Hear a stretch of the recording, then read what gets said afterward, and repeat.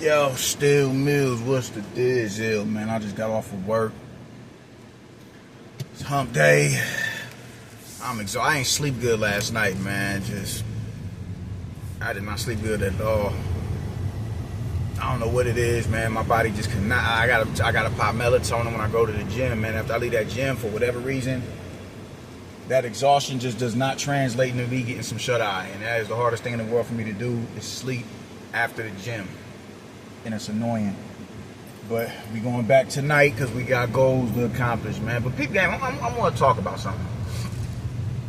And I've come across this from a lot of people. I've also seen content creators cover this shit, and it's a lot of people who get, you know, they feeling some type of way about the Canelo and Crawford undercard, bro. And I just don't get why. And it goes to show how much of boxing fans y'all aren't. Because there's no way in hell you're not about to tell me a fight between Christian Mibili and Lester Martinez does not energize you. How can you sit there and see them two finna fight and say, yo, this shit, I don't know about this shit? How can you do that? Lester Martinez and Christian Mibili is going to be a bang fest. They have a common opponent with Carlos Gongora. Neither one of them was able to step on him. They both went the distance with him. I think Mibili got a fresher version of Carlos Gongora. And I do think he's been in there with the better, the more notable opposition. With Sulecki, he was able to go in there and down that nigga in one round off a devilish uppercut. And with Derevianchenko, he got a lot of flack for not being able to step on Derevianchenko, but who has knocked out Sergey? Nobody has knocked this dude out, man. And I keep saying it, man. Veteran tactics don't. It's not just one-sided where they can find a way to make win a fight. It's not just that. It's survival instincts as well. So even when you fucked up, you damaged, and you can't go on the offensive, you know how to give that last bell of that fight. You know how to hear the final bell in the 12th round. That's what Derevianchenko has. You got to think, man. Golovkin, Danny Jacobs, Jamal Charlo, Carlos Adames. Who else am I missing? I'm missing somebody else. I'm missing Jaime Munguia. This dude has been in there with he's been in there with some factors. So it's kind of hard for me to say, man, you should have went in there and did something that nobody else has ever been able to do with Christian Mibili. Even though I understand the context of the situation, because I mean the nigga his arm was broke. He couldn't use his arm. I forget what arm it was. I don't know if it was his lead hand or his backhand. I can't remember, but I knew he did have a fucked up arm. So on that, you gotta come on, man. You gotta go in there. You gotta get rid of that dude. Sometimes it just ain't gonna work. Sometimes the motherfucker's just like, you not finna knock me out, bro. You just gonna have to kill me. Now, what he could have did, because one thing, and I think that's I think that is a kind of a red flag on Christian Mibili, because it's like, my nigga, his arm is fucked up. Stop headhunting. Hit him in the arm. Just hit him in the arm. Hit him in the arm. He'll take a knee. He'll gracefully bow out. Just hit him in the arm. If that was Canelo, that wouldn't even be that's just what he does anyway. But that is kind of a knock on Christian Mibili. But like I said, when you're just hardwired to go in there and you want to highlight real knockout, it's kind of hard to go against that. You dig? Your fighting identity. It's kind of hard to go against that. I don't want to hit you. I don't want to compromise your guard. I want a clean shot on the chin. I want to crack a couple of your ribs. You know what I'm saying? I want to do something hellacious to you. You don't get that same type of satisfaction when you go and you bang on a nigga arm. So I get it, but you can look at him and say, yo, you should have been able to do a little bit more than that.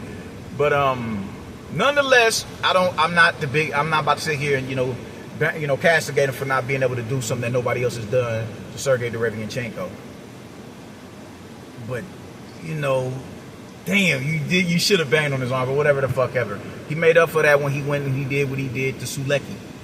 And yeah, Sulecki was coming off of a knockout loss to Diego Pacheco, but hey, Trevor McCumbee was coming off of a knockout loss to Caleb Plant, and that didn't stop him from going in there and doing what it is, and fighting him. So I can't be too mad at Christian Mibili, man.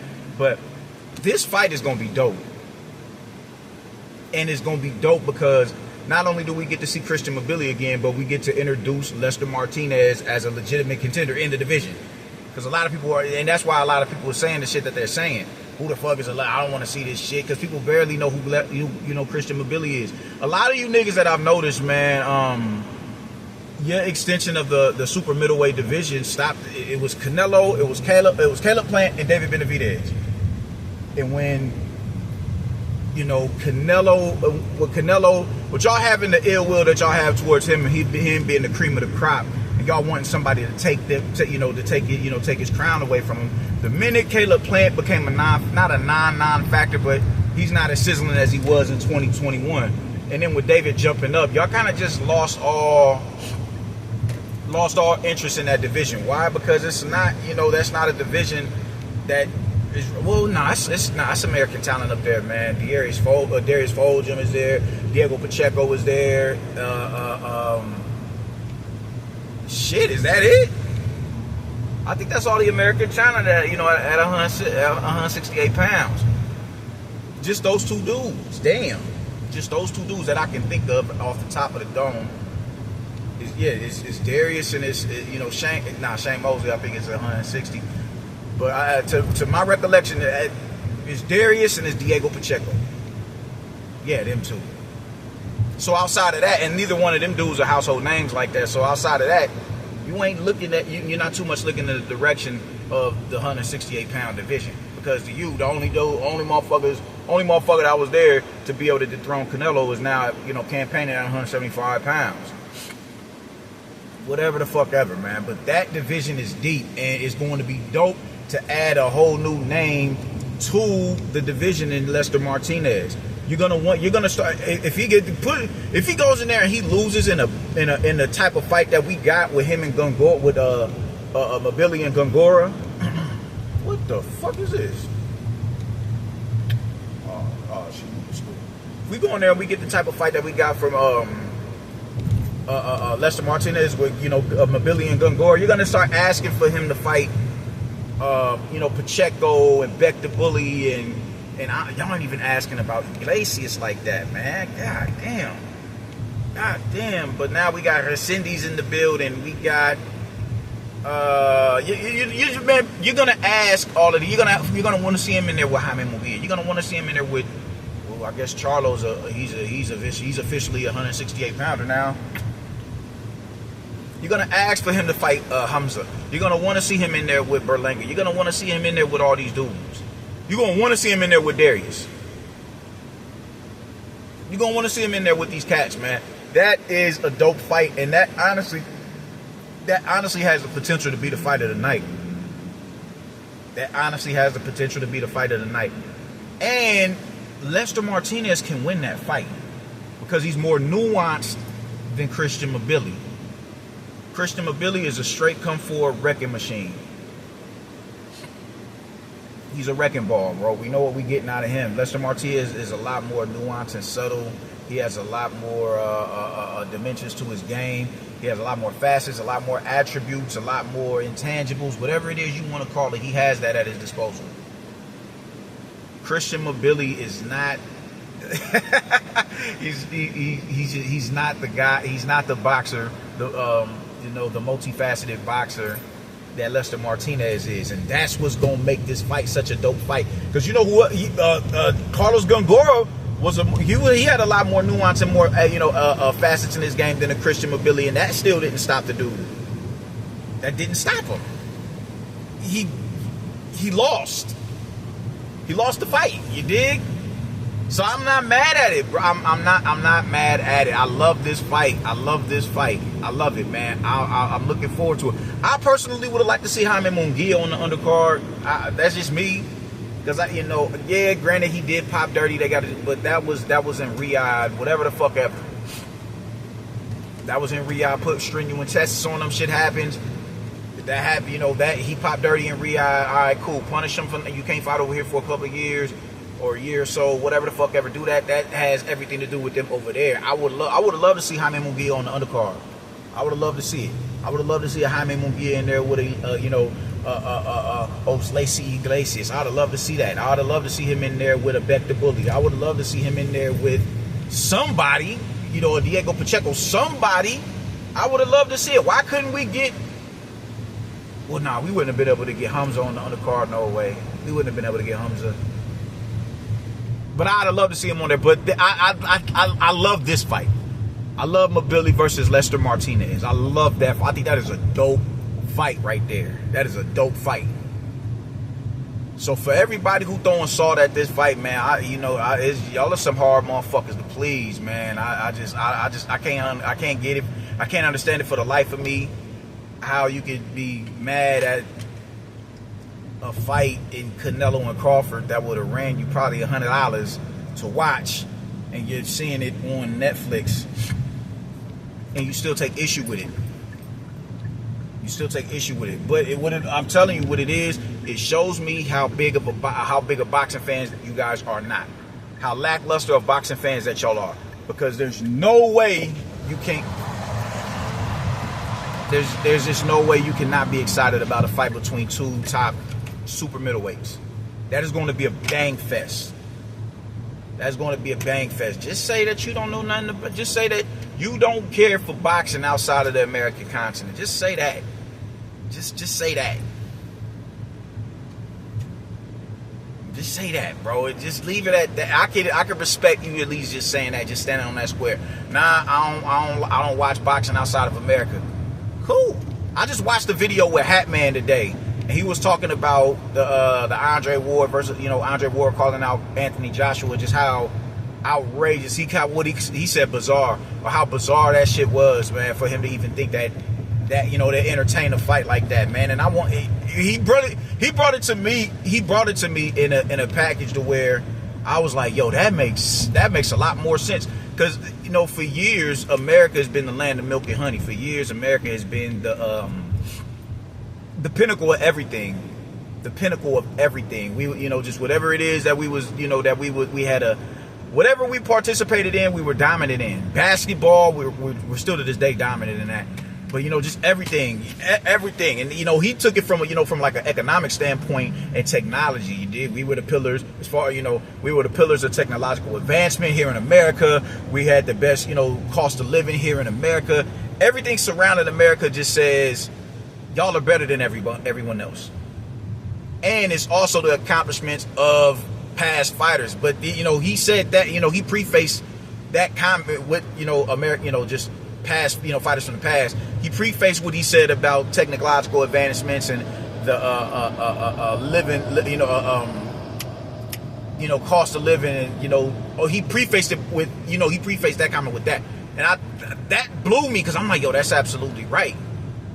Of course, America still sigh up by living in this, living off the accomplishments of past fighters or whatever the case may be, but I was always looking at it from a paradigm, like, because I don't, my brain wasn't working like that. I'm not big on economics. I'm just looking at it from a standpoint of, culture, just culturally. There's no dominant culture than black culture on this planet, black American culture. Black American culture is just where it's at. The music, the dance, how we dress, how we walk, how we talk, everything that it pertains to, American culture, black culture is just that deal. I can't think of another culture that has impacted America, the way that a black American culture has impacted other nations outside of like anime and I had one more and I can't too much think of it, man. I can't too much think of it, but you take anime and maybe I can't think of it. But there's no other culture that is hit as hard as hip hop. There's no other culture that is hit as hard as music, the way that we sing, and just everything that we do is from a cultural standpoint. And because of that, people think that just everybody else is beneath our boot heel. And just to show how fucked up America, the mindset of America is, people don't even realize the amount of black Brits we got over there in the UK. They don't. It's black people over there in London. Like, what, are you out of your mind? All them Jamaican exports into the country. We don't have a clue about that. Never mind the Jamaican exports here. or not exports, but imports. The Jamaican imports that we have here in America. We just in our heart, why would you go over there? Why would a black man in the UK? It just doesn't make sense. It doesn't make sense. That's how low just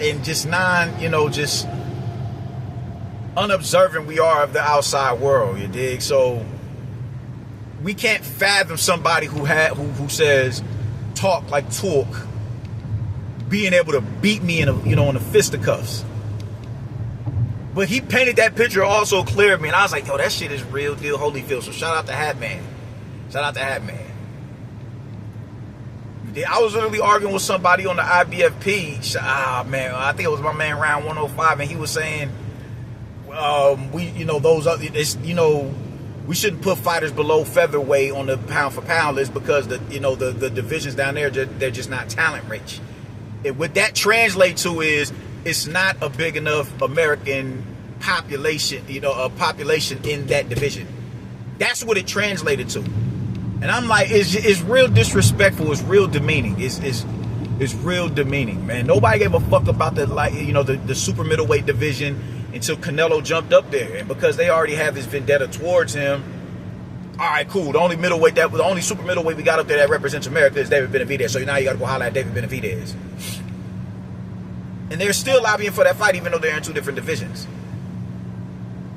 So fuck everybody else. Nobody else stands a chance except David Benavidez. And the only reason David Benavidez stands a chance against Canelo is because he's an American-born fighter of Mexican descent. Mexican and Ecuadorian descent. You just can't make this shit up, man. It's real. It gets to a point where it's real disrespectful, man. So when you have a fighter like Christian Mibili and Christian Mibili from, he's from France, but that brother's from the continent. I cannot remember what country of the continent he comes from though. I cannot remember what country of the continent he comes from, but he's a part of the brethren. So you got him coming from Africa, and you got Lester Martinez coming from Guatemala. You're not looking in their direction because they're not gonna pop up on your radar because they're not American. And because they not popping up on your radar, that's giving you the reasons to castigate this fight. Y'all niggas gotta grow the fuck up. Because Jarrell Miller told you when Big Baby Davis backed out of the fight and Deontay Wilder turned down the fight, America ain't shit. He told y'all that.